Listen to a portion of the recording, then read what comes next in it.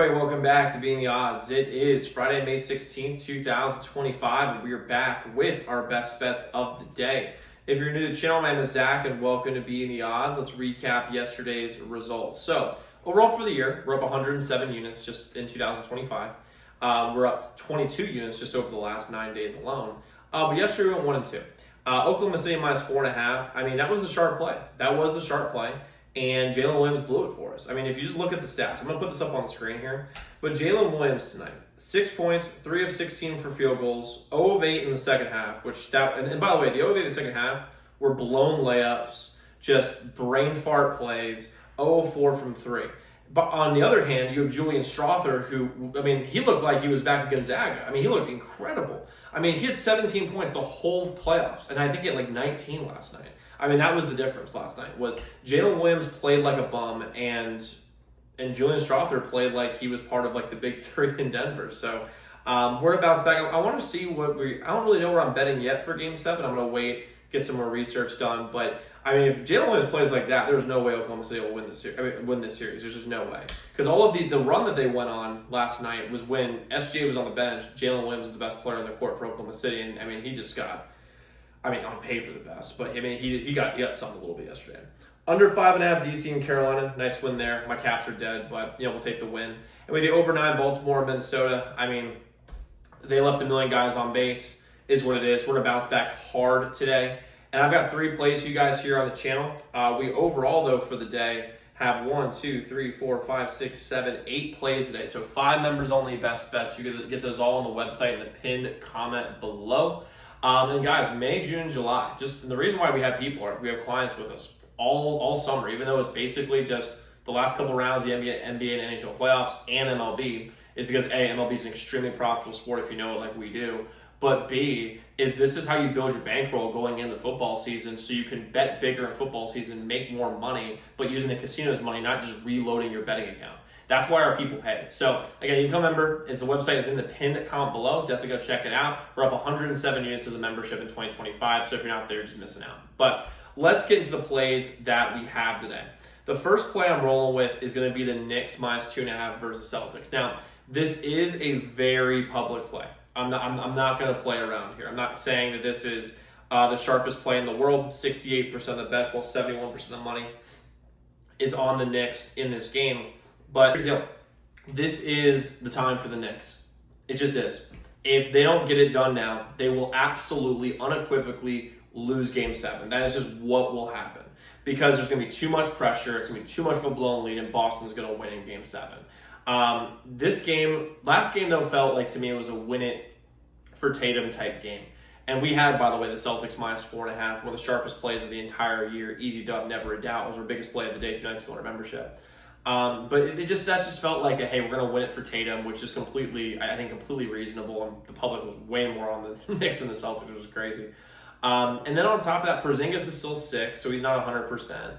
And I just don't trust Jaylen Brown to lead them through the guard tonight. I just don't see it. Because without Tatum, this team is substantially easier to guard. And the Celtics won't have anyone of note to guard Cat because Jason Tatum has been the guy to guard Cat when Mitchell Robinson comes in. And Tatum's actually done a really good job in that spot, and they're not going to have that. So you're going to have to put Jaylen Brown, who's like 6'6", 6'7", on a 7-footer.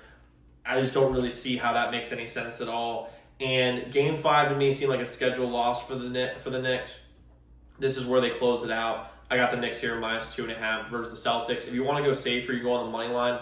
For me, minus 145 is a little too rich for my blood. It's a little bit too much juice. So I'm going with the Knicks here minus 2.5 versus the Celtics. Next, I'm going with the under 5.5 in Florida and Toronto. Toronto's goalie won't self-destruct like he did in Game 5. Because my Lord, did he just, that was remarkable. Just remarkable to watch. Right now, the betting split is in our favor. The public is just, they are just hammering the over. 82% of the bets, while 86% of the money is on the over 5.5. So I love the under being an 18-14 split. 18% of the bets, 14% of the money. The casino is hemorrhaged against the under, against the over, and they are betting on the under, the casinos are, so I like being on that side.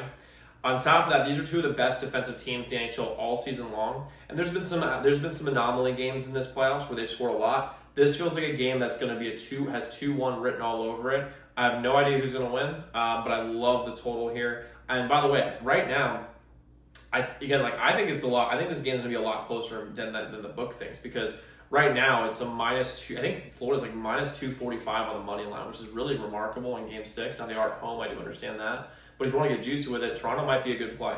So they're plus 190. It's a good value, but I just think this game goes under. So I'm going with the under 5.5 for Florida and Toronto, and then I got the first 5 under for the Brewers and the Twins. Ryan and Patrick have both been fantastic. They've been very, very good this year. I almost said fantastic. They've been very, very good. Ryan has a 2.74 ERA. Patrick has a 3.19 ERA, and they played against good teams. So you have 2 very capable pitchers in this game for the starters. Minnesota, and if you look at the batting statistics, right? So Minnesota is between 17th and 20th in every single hitting category. Like they're just plumb. They're just literally like just all stuck right in below average land. Not terrible, but below average.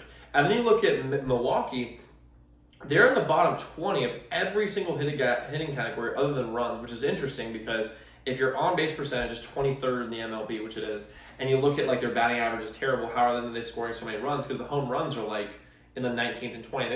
I don't really get it, but that's just how it is, I guess. A lot of people being left on base sounds like the rest of the league. So, you don't have 2 offensive juggernauts here, and I just don't think we're going to see a lot of base runners today. And I don't trust the Brewers bullpen to secure a full game under, because the full game under right now is the play. I think the first 5 is a better play, but if you're looking at if you're just trying to only bet full game, the 38% of the bets, while 55% of the money is on the under 7.5, and I get 4.5 in the first 5 innings, which I like substantially better, especially given the fact that the Brewers bullpen is the 5th worst in the league. 6th worst in the league with a 4.65 team ERA, and I don't trust that at all. Minnesota's bullpen's solid, but again, the Brewers bullpen I've seen just explode all year.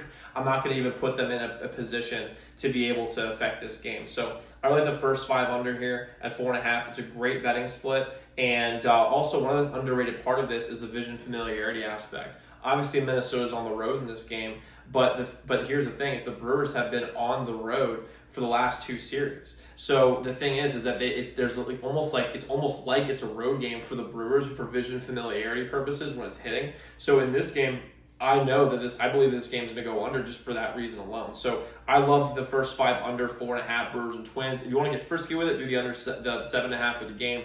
But I love the under 4.5 here, Brewers and Twins in this spot. Now, like I said, guys, we have 5 members-only best bets. Join up today and profit bigger than how we even do in our free plays. By the way, the records for the whole year are in the pin comp below, so definitely go check those out.